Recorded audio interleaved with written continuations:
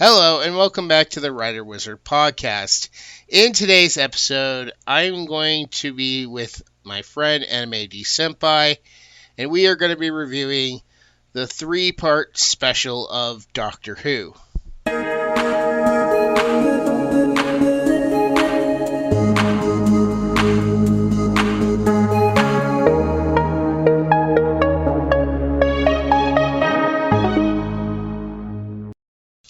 Alright, so I am here with my friend Anime D Senpai. You want to introduce yourself? Hi, I am Anime Senpai. I do anime manga stuff over on my channel. Mostly manga, but I do include some anime. And you're also a fan of Doctor Who Yeah, and other sci-fi franchises. I haven't really done with anything though, so I guess it doesn't really count to mention that. But yeah, I do like Doctor Who. But, okay, so we sat down and we watched all 3 of the specials for Doctor Who, I think, 60th anniversary? Yes. And, we're gonna go through and kind of talk about each episode. So, starting with the first episode, I think it was, called Star Beast. I enjoyed this episode. If I had to give it a score, I'd say it was a 8 out of 10. There was 1 or 2 things that maybe possibly came off the slightest bit woke, but I didn't feel there was a whole lot of that in this episode. And in fact, it went by so fast I didn't even really notice it until other people online were pointing it out. But since I had watched it first that way, I didn't really notice it. What about you? I didn't see any problems personally. I was just there just to enjoy the special, and well, I liked it. Yeah, I was a little... I think what brought my score down on that is I was kind of disappointed that the trailer for the specials kind of made it seem like Neil Patrick Harris was going to be a major role throughout all 3 of them. The stuff with Donna Noble, it seemed like, oh, well, it's just a little too convenient. We can just get rid of this easily, or we got rid of it this way, super easy. And I just felt like some of that could have been done before, like the whole letting go of it thing that they did. There was a really good thing that I didn't even notice with the stuffed animals that the daughter made until it was pointed out, and I had completely glossed over it because I just thought it was weird stuffed animals that she liked to sew. Yeah, same here. I didn't notice anything about it. Is there anything else about this episode you'd want to say? Well, about the stuffed animals real quick, I just want to mention it's kind of a shame you didn't notice it because you're a bigger Doctor Who fan than I am. But as far as me, I just thought it was interesting how they included all the previous Doctors that we've known since Chris Eccleston's time up until the present. It was just offhand mentions, but anyone who's been watching Doctor Who will actually catch on to all this. So I thought that was cool. Yeah. Moving on to the second episode. I'm not entirely sure what it was called, but basically the Doctor and Donna, they find themselves stranded on this spaceship at the edge of the universe. Yeah.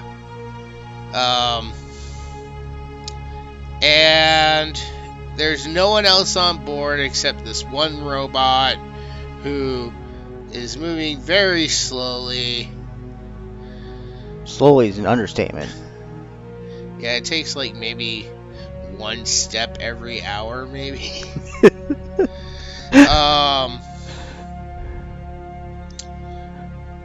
And then there's these entities that are kind of taking the play or trying to copy David Tennant and Donna Noble's characters, or the Donna Noble character. And I kind of noticed it at first. I don't know if Anime D Senpai noticed it as quickly as I did, but I was like, wait a minute, this seems off. He was just in the other room. How is he there so fast? And why is he just talking to her? Why isn't he helping her? I didn't really think anything of it. I thought he just did his part and he figured Donna was an active person, so she was just gonna let her do her thing. Yeah. And this episode was called Wild Blue Yonder. I don't know. This episode was probably really disappointing for me in the fact that, well, not a lot really happens. And, yeah, it kind of comes into play with the third episode. But really, I mean, they could have probably done something else. But I'd honestly give this, like, a 5 out of 10. It was good. It just wasn't as good as the first episode was. The first episode, going back to that really super quick, with having the villain be the Meek, that was actually more interesting than these doppelganger villains. And I really also, speaking about the doppelganger villains we had, spoiler alert, I guess, there was this whole thing with, towards the end, where one of them managed to get on board the TARDIS because the Doctor asked both Donnas a question, and the one that he took was actually the doppelganger. And I thought, that doesn't seem like the Doctor. I don't think the Doctor would have made that mistake. But no, we also do get a hint about someone with two hearts. And that was honestly because I have not seen a lot of the old Doctor Who, as I mentioned in my Doctor Who rankings. I had no idea who the Toymaker was. So I thought it had something to do with the Master. But anything else you want to say about this episode before we move on? Not so much. I mean, it was kind of disappointing. Like, I mean, I did appreciate that they were at edge of the universe, and I feel like there's not enough stuff that goes like out that far. And yeah, there's nothing really there, but it's really interesting to see like how different things. I've only seen like the edge of the universe and like two different things. This would be this and my game that I play. Final Fantasy 14. Yeah, Final Fantasy 14. Sorry about that. I didn't specify. I can't remember when we first met the Master. Was he at the end of the universe or the end of time? Oh crap! He might be at the end of time. But, cause I remember Yeah. there's something about that where all the stars had gone out. Yeah, I think it was at the end of time.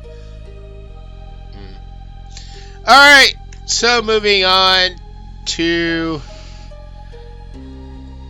the third and final episode of this, The Giggle.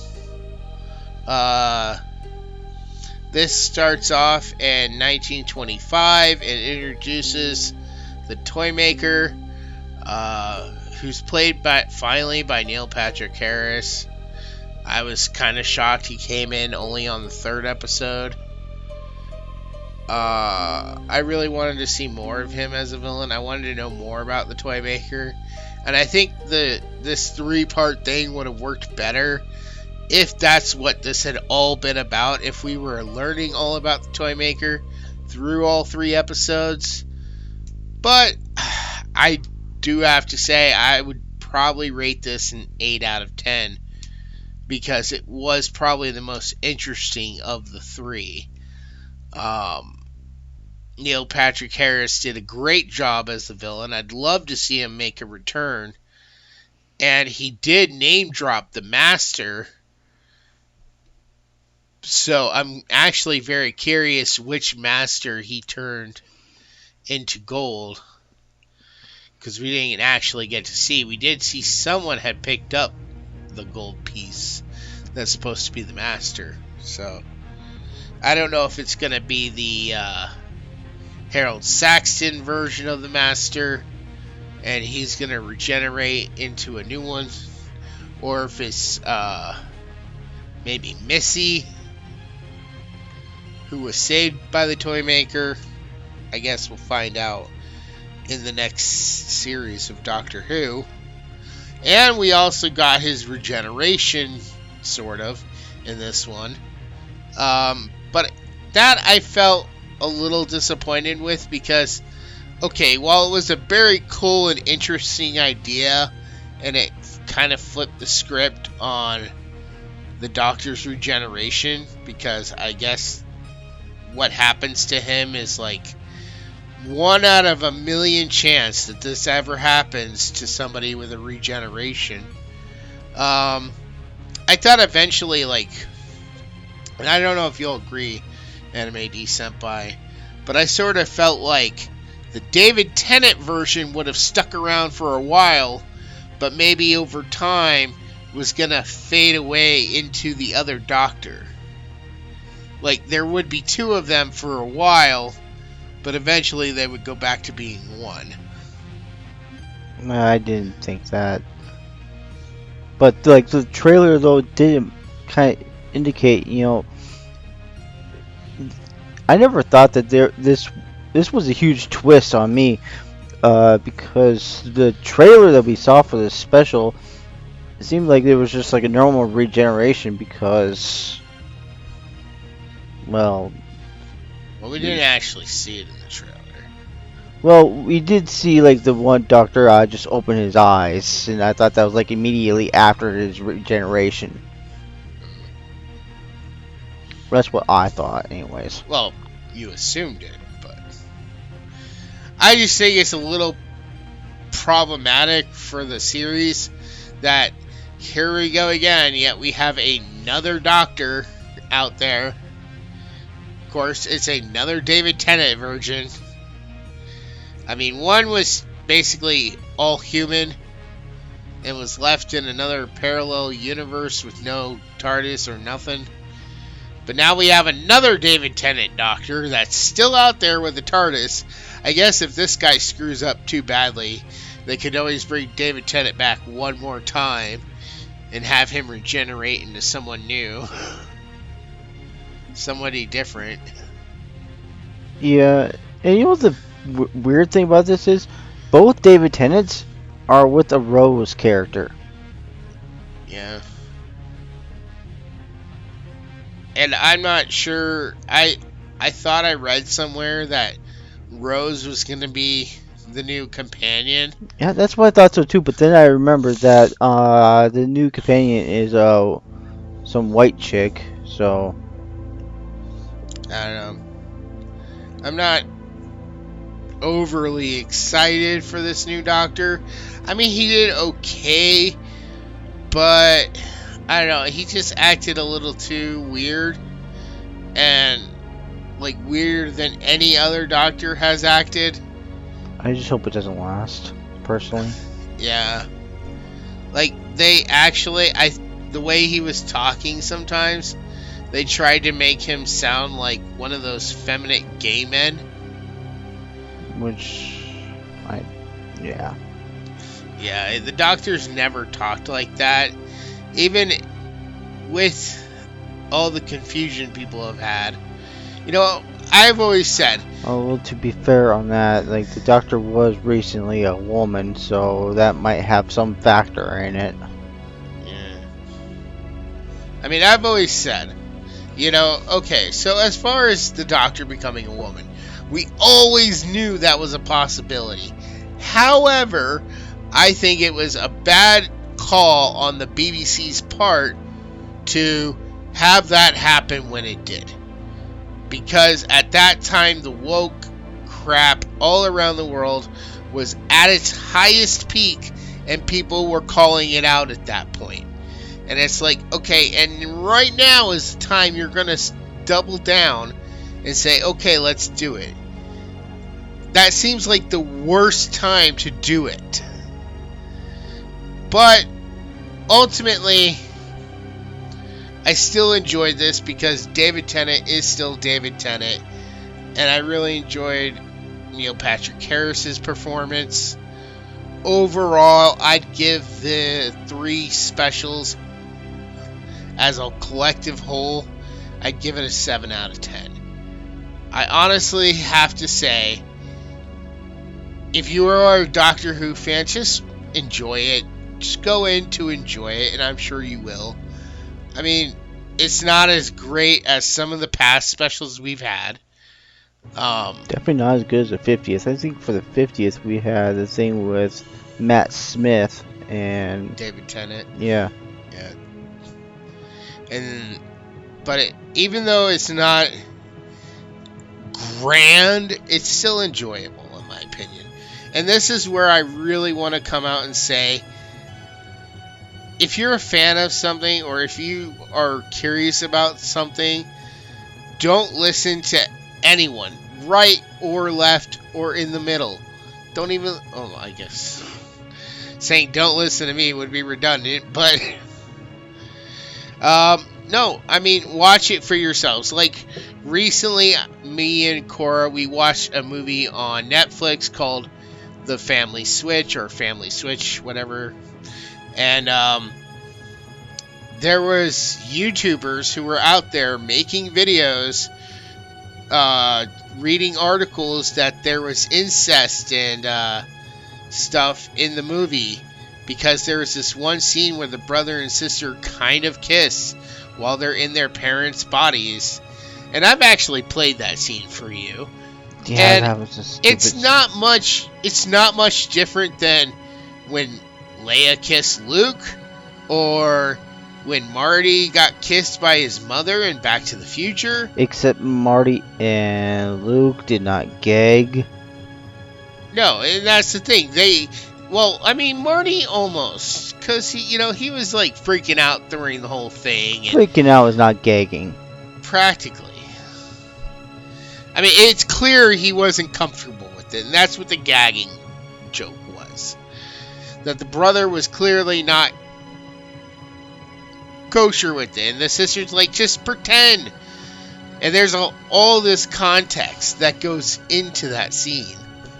There's all this context of they're supposed to be keeping things under wraps. They're supposed to be playing the roles of their mother and father to keep everyone unsuspecting that this is actually, going on. I mean, it's hard enough for them to believe, but I mean, if you start introducing people who know you, it's going to be kind of hard for them to believe at first. Just look at any other movie where you have people who switch bodies, like Freaky or The Hot Chick. It takes a while for your friends to come around to the idea that you've switched bodies with someone else close to you, or even not close to you, like in Freaky. But yeah, I mean, there is context there. And so I say, just basically, watch it for yourselves. Take what you hear with a grain of salt and make up your own mind. Watch it for yourselves. Like, I've always defended the Star Wars sequels because are they the greatest? No. They're not the greatest Star Wars movies we've had. They're good. They're okay. They could have been better. there could have been changes. Like, me and Anime D Senpai, we've talked about it many times, and the one factor we can both agree on when it comes to the sequels is Rose killed a lot of the sequel. Yep. That's one thing we definitely agree on. You know, if you remove her character, I think that would have been a lot better. Another thing for me personally is they should have made Finn the love interest of Rey, and they should have just rolled with it and made him like a Jedi in training. Maybe he was supposed to be, I felt like he was supposed to fall in love with Rey and become her apprentice. You know, I'm not going to go on a long tangent about that, but I do want to mention one thing. When I was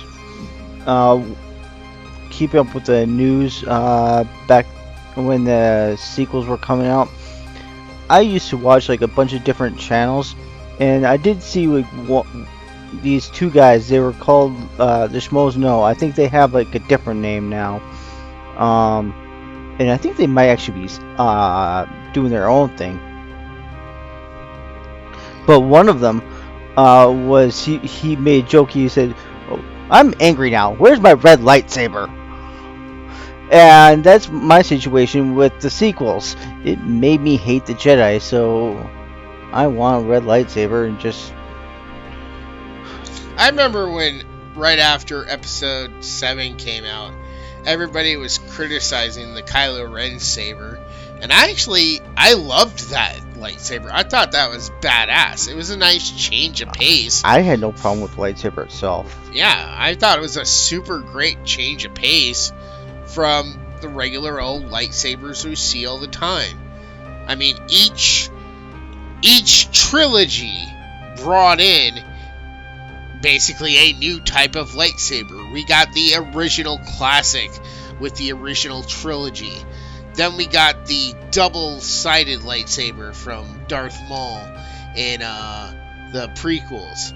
And now in this one, we got the crossblade, they're calling it, with Kylo Ren's. I guess you could say with the original trilogy, the new thing was Luke's in Return of the Jedi. Well, I'm just talking about the appearance of a new type. Yeah. That was the first type we ever saw a lightsaber. It's just basically a flashlight with a blade. Well, before Return of the Jedi, we never seen a green lightsaber. Yeah. So that was cool. And that kind of sparked how they could be different colors. But no, Disney didn't retcon that. And no, have I been happy with every decision Disney has made when it comes to Star Wars? No. There was this whole thing, and to prove my loyalty as a Star Wars fan to you all, originally, the red kyber crystals were not real. They were fake. Corrupted. No. That is what Disney made up. Originally, they were fake crystals formed by the Sith for the red color. They were not real crystals at all. The corrupted crystals was before Disney. That was made up by Disney. Originally, it was fake synthesized crystals. Because the whole corruption thing was after. That was something Disney made up. That's why when George Lucas made the prequels, that's why Anakin's was still blue, even when he went to the dark side. Because he hadn't had the time to make his Sith blade yet, which was a synthetic crystal. Plus, it makes sense, I mean, like, Obi-Wan had to get that lightsaber anyways because he gave it to Luke, so Anakin couldn't have changed anything with that lightsaber. But it would have been corrupted when he turned. By the time he was done at Mustafar, by the time Obi-Wan would have showed up, that crystal, if it was... I don't think one single day could be enough. I think it took like a couple days or a week. I think he was waiting there. He was waiting there probably a while. But anyways, going back to Doctor Who. Yeah, that was too long for my taste. Well, we got time, you know. I usually run about 30 to 40 minutes, and we're not even at 30 minutes yet. So we had some time to kill in this podcast, and we got a chance to talk. So, but going back to Doctor Who, check it out for yourselves. Don't listen to what other people say. When other people try to tell you, oh, the Doctor's gay. Well, first off, the Doctor cannot be gay. Because the Doctor randomly switches sexes. He's either male or female. If anything, he's been in love with the TARDIS his entire life. That's what he's attracted to. Now, has he been attracted to some humans? Probably. Maybe. He married River, had a thing with Rose. River was a time, though, technically. An unofficial, illegitimate Time Lord. Basically born from the TARDIS. Because Amy and Rory had sex while on the TARDIS. And the time vortex particles is what created... When she was created by Amy and Rory, they were in the time vortex, and so that coming to life at that moment basically made her into a Time Lord. Explain Rose then, because he did have a thing with her. Well, Rose, she took in the time stuff from the... She took in the essence of the TARDIS into herself. Huh. But... I mean, the Doctor's always had companions. And originally, David Tennant did leave Rose behind. He didn't want to. It was sad. He was going to miss her. But he originally did. And she fought to come back to him. And because there was two, and one was now human, he had to leave that one behind. So, I mean, that's where that all comes in, I think. But yeah, one thing that I did like the 60th anniversary special though. It was different than I expected. Not quite what I was hoping for, because I think in the past we had specials where they had different doctors meet, and we didn't really get that this time. Yeah. So that was a bit of a bummer. But alright, that is going to go ahead and wrap up this episode. Anime D Senpai, what do you have going on your channel? I got a chapter thing that I'm working on in my mind for One Piece. I'll be talking about chapters 1087 to 1101. Now I have a different camera, so I never really recorded anything properly with this camera yet, so hopefully things work out. And I guess I'll make a disclaimer in that video when I actually do that. And I do have a thing probably coming out in the next month or so where I'll be talking about season 7 from My Hero Academia. Yeah. And nothing really immediately comes to mind for that. I did have a recent ranking for the Straw Hats of One Piece. So if you are a One Piece fan, I suggest you check that out. Link to that video will be down in the description below. And then after you finish checking out his, if you haven't checked out mine, you can check out mine.